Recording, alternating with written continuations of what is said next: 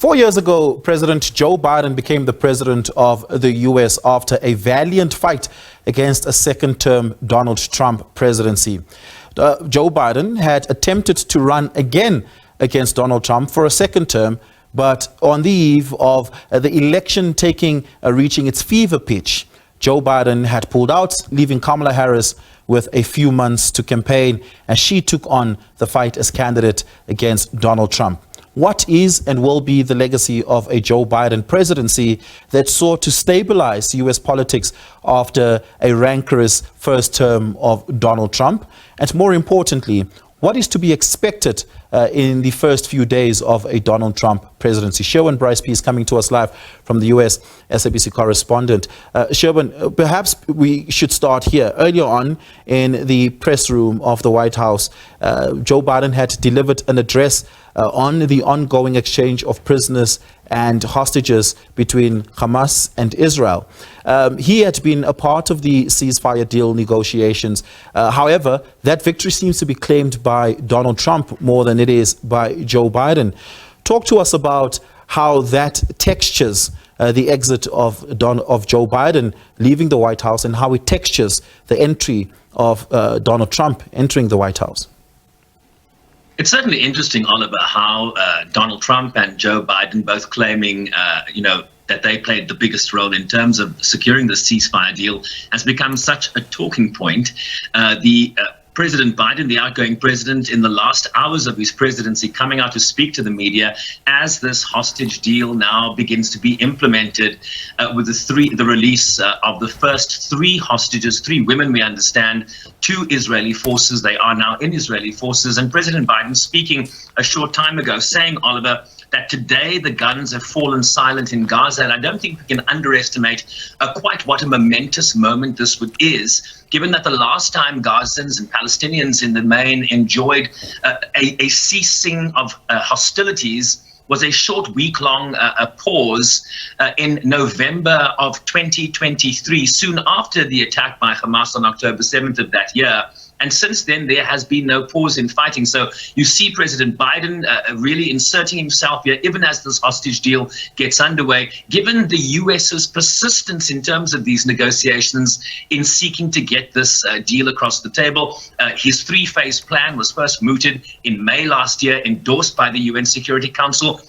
And then on a number of occasions, we got close, but not quite there. And so you saw President-elect Donald Trump come out soon after mediators announced that this deal was happening last week to say that it would not have happened had he not won the election and used his influence on the Netanyahu government to get this across the board. So I think it's fair to say that both the president-elect and the president here can take some credit here, given that this was the Biden plan and obviously Trump's influence near the end helping to get this across the finish line. The only thing missing here is them giving each other some credit, and perhaps we can just say that they both deserve some. Yeah. How will we remember Joe Biden?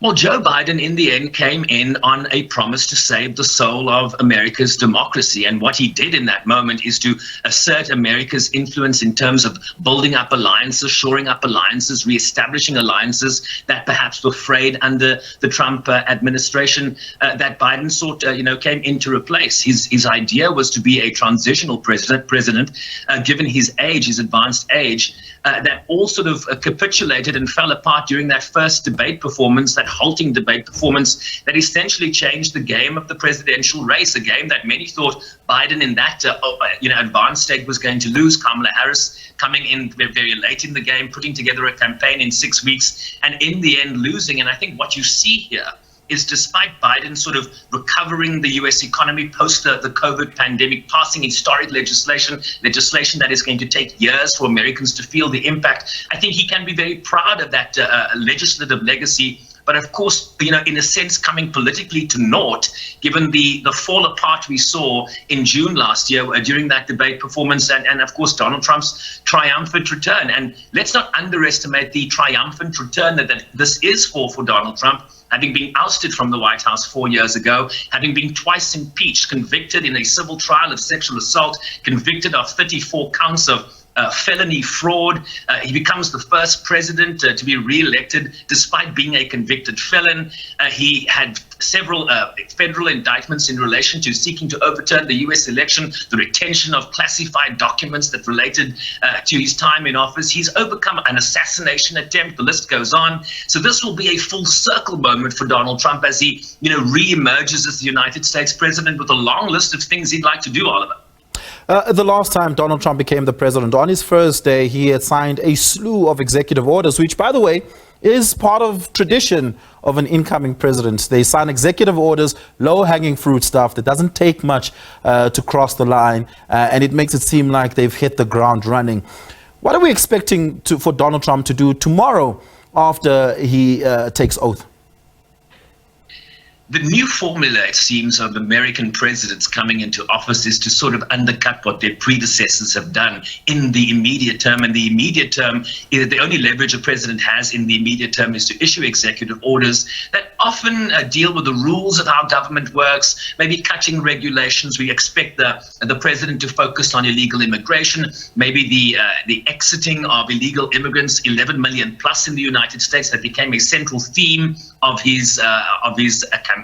He's talked about securing the border, the southern border. He's talked about imposing tariffs on American enemies, America's allies, be that Canada, Mexico, the European Union, talking about tariffs on BRICS countries. So he has a slew of executive orders that often sometimes get challenged in the courts. So who knows, even if you sign them, if they won't be undermined by the judicial system that probably will have the final say here. But we are seeing reports that some over 100 executive orders, dealing with the drill, baby drill, and energy expansion in the United States, among others, will be signed in the first hours of this presidency. But whether those will stand the test of a judicial system remains to be seen. Yeah, Sherwin, thank you so much for that. Really do appreciate it. Sherwin will bring you continuous and live coverage of the swearing-in ceremony tomorrow here on SABC News.